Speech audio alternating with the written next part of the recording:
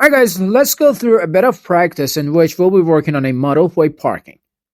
We need to begin with setting a circle with, let's specify the unit system first. I'm going to go with meters with 2 decimal number. All good. Now I need a model line for setting a circle with 5 meters of radius. Now, this will be the interior circle. We also need an exterior one for which I'm going to go with 20 meters of radius. Next up, we need a couple of landings, guys, for which I'm going to use this line with 75 degrees of an angle. Basically, I'm going to create some sort of a V-form like this and mirror it downwards. Now we need to be creating some sort of a step form here, and for doing so, we can use offset. To be more exact, guys, we need an inner offset by 1.5 meters. Okay, good. Next up, I need extend because I have some cleaning up to do. For example, these inner edges. We kind of need to remove them. Then, right after, for this part, I'm going to use split first to split this mid part. With these mid parts, then, one more time extend to remove them. Okay, guys, and just like this, the main plan for our ramp is ready. And the only thing that we need to do would be completing it, basically. So, what I'm going to use now would be modeling place. More precisely, from the architecture tab, I'm going to select modeling place. I need a floor. Now, which item we need? We need sweep blend. Now, one more time, we need to be selecting a path. And then we need to work on the profile.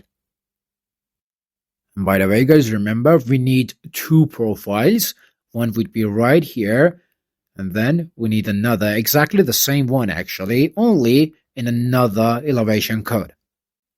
Now the total height here would be 5.5 meters, and we are using 2 separate ramps, so overall we need 2.75. Alright, we need a copy, select profile, edit, and then paste. Now, first off, guys, we actually need to mirror this at least once because sometimes the course might actually be inverted. So, mirror. Then I'm going to set it here again. And then move it upwards by 2.75 meters. Which would be half of our total height. In one level. Anyway, now if I hit finish, I'll be getting this ramp. Now we need to get the ramp on the other side as well, and for doing so, I'm going to use rotate with copy, which would give us something like this, guys. And then right after, we can move this part upwards by 2.75 meters. And just like this, guys, as you can see, we got the ramps that we needed, and the only thing that we need to do now would be connecting them through some landings. Now the landings have some platforms to them, and for setting them we can just use sweep. As always, guys, as you know, we need sketch path to specify or select the path basically, and then we can work on the profile. And we don't really need a new profile, guys. Just select profile, edit profile, and then just paste the previous one. We need to adjust this location and position basically. We don't really need to do would be sketching a new profile though. Okay, we need to move this into the elevation code 2.75 meters. Now guys, we're setting the landing here for connecting the ramps, but the landings should also be connecting the steps as well. So we need to extend them like this. We just need a bit of trimming to complete the profile. Okay, this will be one side. Obviously, we need the same landing on the other side as well. So simply going to use mirror. After we got the landing, we need to work on its height as well. We just need to move it up, guys. Okay, awesome. So basically this will be the main form that we need for our parking. Now we just need to somehow copy this into the other levels.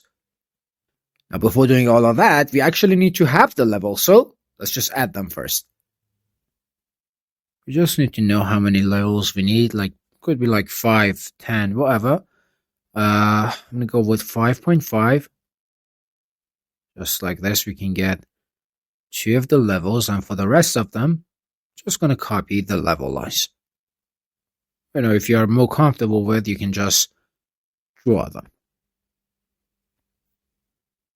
And we can always use array as well. You know what, I'm using array actually. 5 of them. Now we have all of these, but these are set as a single object. So I'm going to use paste align to view and copy paste this into the rest of the levels. But when we do this, something is going to happen. Let me show you what. I'm going to paste them first. And by the way, guys, I'm doing this for the levels 3 and above. The thing that is happening here, guys, is that we'll be getting a bit of gap. See? This is not that big of a deal, honestly. We just need to select all of these. Then we need the move command. And move them all downwards by 1.5 meters. You know, just enough to fill up the gap. Oh, by the way, guys, don't forget to use this join. Otherwise, the move command won't really work. Alright, you know what? Let me do this one more time, this time with copy.